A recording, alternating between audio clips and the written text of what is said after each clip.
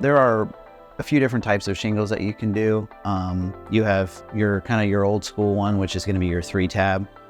You have some of your more durable ones like a architectural or 3D shingle. Those are going to be an asphalt-based shingle. You also have several different designs that you can go with as far as different manufacturers that provide different shapes. Typically you go with your rectangle.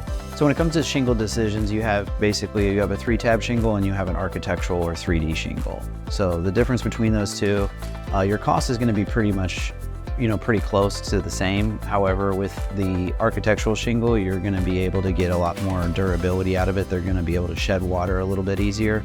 They're also going to be able to provide a little bit more lack of rain permeability.